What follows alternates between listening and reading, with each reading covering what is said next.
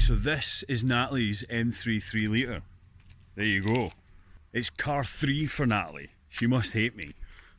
Just to give you a little spy, she hates being on the phone or on the camera. There she is.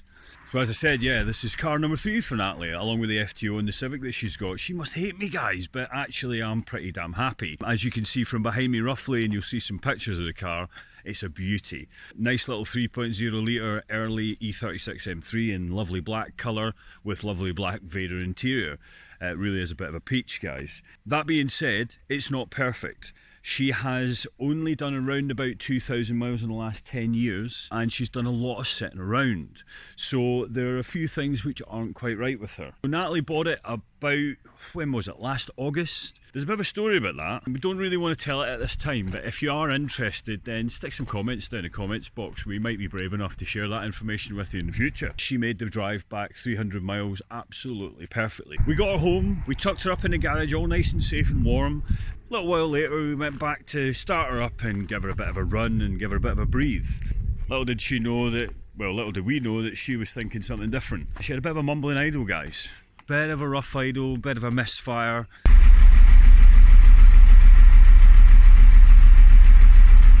Nothing too dramatic, but something that needed looking at, so I had to get the tools out. First things first, whenever you look at something like that, you really want to dig into the engine and look at the basics. So I began by getting in and starting to take the spark plugs out, having a look at them and moving on from there. So I took the spark plugs out, realised how bad they were, and decided that it was probably worth filming. Coming up are a few clips so you can see what we did and the journey we've been on since then. 4, worse again. Very oil filled again.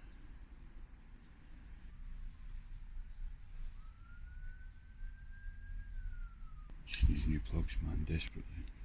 This one looks like it's worn more of this electrode than that one. See, this looks like a slightly bigger gap. We're on number 5 now.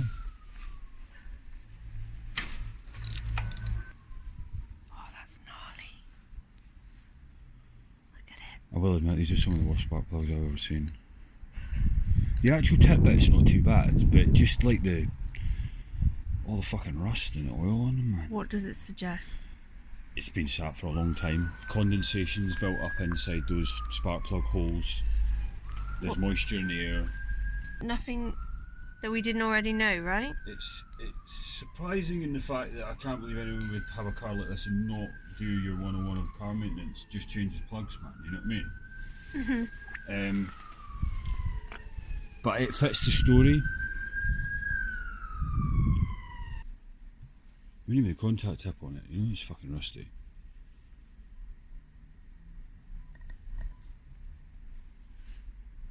Strangely, that plug's the most tan coloured of them all. It's just what you want, you know? Well, good news. We've got all your tips and your spark plugs.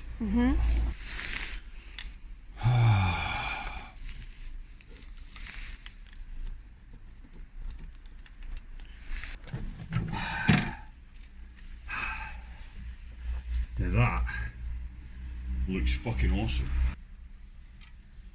Oh my god. What? It's fucking spotless. There's no oil film on it. It's like the Civic, babe. What the fuck, man? It looks pretty nasty there though. What's that? Oh, that's that silicone. That's the shitty fucking gasket. Right. Yeah. Is this had terrible the chrome very worn?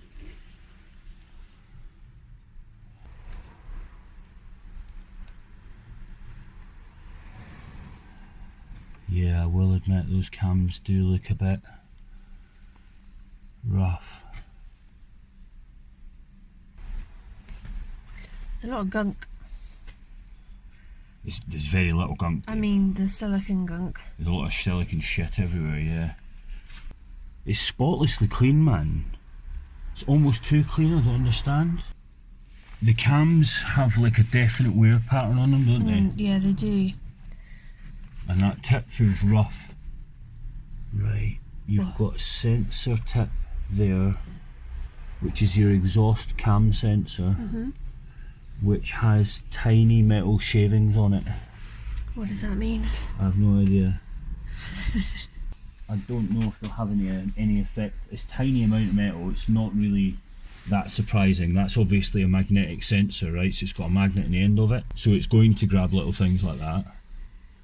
I'm not surprised with an engine that looks like there's a bit of wear in the cam lobes. There's a tiny amount of metal floating around in it somewhere. I wouldn't worry about the state of the cams, right? They will do what they're meant to do, you know what I mean? Yeah. And they'll keep wearing them until they get... What timing need are we doing? Well, let's cross that bridge when we come to it. It needs to be driven. It's crying out to be driven, this car, isn't it? You know, I mean, look at her, man. She just fucking sat. She's sad. She's been sat around for too long, man. So Could run this off not here. be a sign that the oil pump is not effectively pumping enough oil up here? No, quite the opposite. You're getting more oil up here than you get in your FTO. Hence, it keeps it cleaner and washes the surfaces better. It doesn't get a chance to get up here as a vapour, dry on the surfaces because they're hot, and then bake on. That's what happens in the FTO. Yeah, okay. It has really poor oil feed to the head. This is fucking brilliant, man. It's just a shame because the car's not been driven much. It's good, but the cams look like they may have suffered. Now that looks like to me like they might have got a bit rusty and ropey, and now it's been driven, that rust has come off, worn away a little bit, and damaged the cams. The cams can be reground, right? Are you talking about this here? Yeah. You can always regrind cams. You'll always be able to get spare cams, and you might get to the point where you can't really put a big enough spacer in to stop the valve lash, and you get really tappety top end and lose a little bit of power. But that's all that's going to happen. Do you know what I mean? They're not going to explode or anything, kill the rest of the engine. So, change of clothes. A few days have passed. We went a little bit further than just taking the spark plugs out and the rocker cover off. Let me show you. If you come on in here, I'll show you what we've got going on. So yes, we've removed the entire intake manifold. Why? Because we had I think, an air leak or a vacuum leak causing rough running and misfiring. Not really a surprise considering the car is 20 something years old and hasn't really been driven enough in those years. So what you can see here is all the intake manifold off, leaving on the throttle bodies, revealing all of the vacuum lines and pipework from beneath, which are in kind of expectedly crap condition. To give you an idea of the worst one, this is the secondary air pump connection here. The pipe is completely split and dead.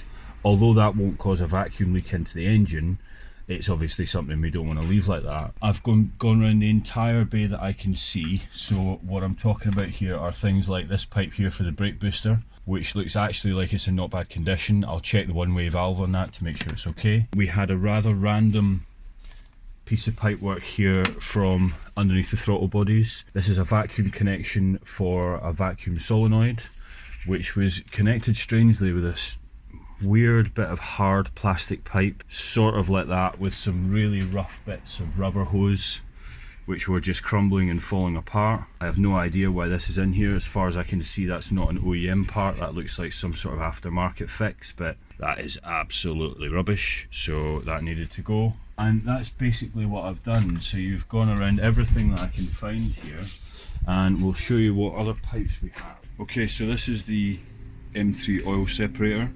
A little bit different to the M52 from what I can gather. This has no moving parts inside. It simply has vacuum drawn through the top, I think it is, or through this part. Could be this part, doesn't matter, it's irrelevant. Basically the air travels into this, it cycles around an internal pipe that comes down about halfway. The oil then drops out of that air, the air comes back and gets burnt in the intake manifold, and the oil can drain back to the sump. The only thing you really need to check for on these, as far as I've read, is that they're clean and not blocked. This bottom pipe here can get blocked with sludge because it's quite a narrow opening, and that will then stop the oil from running back into the sump, and eventually it will build up and get drawn into the intake manifold. This isn't actually too bad, this port for the intake manifold, although a little bit oily, sludgy. It's really nothing to worry about. I've seen much worse things than that, and it's not wet with oil in there. But the pipe on it is looking a little bit cracked, if you can see just on the camera there. I don't know if you can make that out. It's not very rubbery anymore, so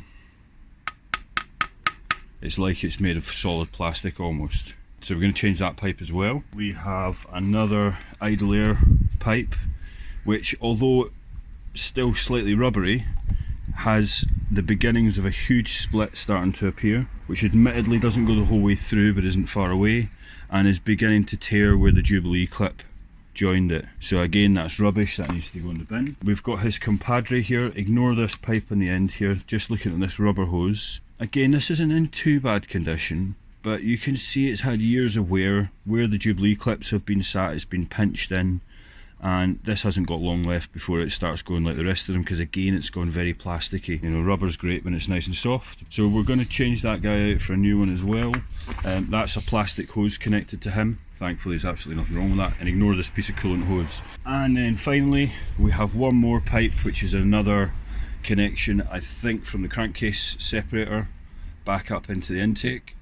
Again, you can see how worn in the Jubilee clip has become. This is again not in that bad nick, but whilst we're in there, we're not going to leave any old hoses like this, because they are all getting to the point where they're a bit old. If I stretch this open, you can see where it's getting a bit fatigued and it's getting a bit tired. So they're all going to go. We're going to swap them all over for new coolant hoses, not coolant, sorry, new vacuum hoses. I've got one more that I want to get out right now, which is a Y-piece connection that goes from the bottom of the crankcase separator down into the sump, and from the bottom of the intake manifold down into the sump. Strangely, if anyone out there knows the answer to this, on real OEM, we look like we've got the wrong sump pan on this car. On real OEM, it looks like there's only one connection from the crankcase ventilation straight down into the sump. That's clearly not the case in this car. I don't know if you'll be able to make it out. If you come on in, we have a Y-shaped piece, this part here, which is in pretty rough nick, that goes all the way down into the sump at the very, very bottom there. We've got a connection into the sump there, and we also have a separate dipstick connection. My M52 has got one pipe on the dipstick that runs right up into the intake manifold, and on real OEM, this model M3 only has a single pipe coming down from the intake straight into the sump. So I don't really understand why we've got that, but it makes sense because there's no other way for the oil to get from the intake manifold and the CCV down into the sump. Again, those pipes are knackered. We're going to pull them out and we'll change them over as well. So you saw those spark plugs earlier. We have gone and bought 6 brand new Bosch spark plugs from Euro Car Parts. Nice cheap price on them.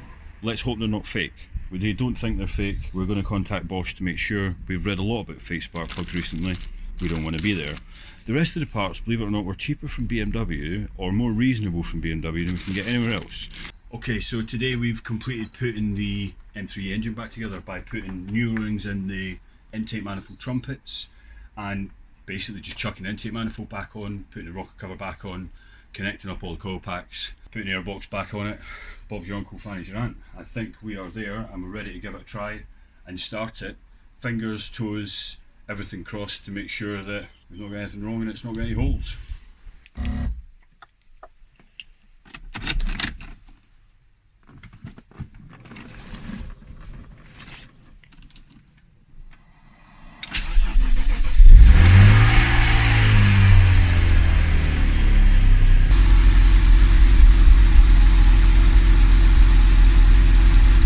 Okay, so that's an improvement, but it's not all the way there yet. It's definitely running better. I'm pretty convinced the really bad misfire and bad rough running was vacuum leaks, like I thought before, but she's still not 100% happy. One, she definitely needs a run to give her a bit of a blowout. Two, we're working on getting IMPA running so we can actually scan for fault codes. That's going to be the next step. Check all the sensors, check all the fault codes, go from there. No. Okay, so as you can see, we tried to get IMPA running, didn't really work, and I'll be honest with you, anyone that's got a 3 litre M3, an early one out there with a Bosch ECU, will know that that's not actually that easy. So I'm now going down the road of trying to investigate using DIS, which is the BMW diagnostics tool. I'm not close enough, but I'm going to get there. And then after that, we've got a list of things which we want to start going through. So I'm thinking about doing a bit more filming if you're interested in seeing stuff about this M3. I've noticed there's not a lot of how-to videos on YouTube, and ultimately it's just a car like all the rest of them. So I'd like to get in and make a few more videos of things like a thermostat change. We're thinking about doing a clutch. We want to definitely investigate Vanos seals. Now that one will be a tasty one, and a few other bits and bobs that are coming up. Let's see what happens in the future. At the moment, we've got this lovely M3. Natalie is happy as Larry with her, and we're looking forward to many good times with her once we get her perfect. Thanks for watching, guys. As always, stay subscribed to the Paymo channel. Paymo out, mate.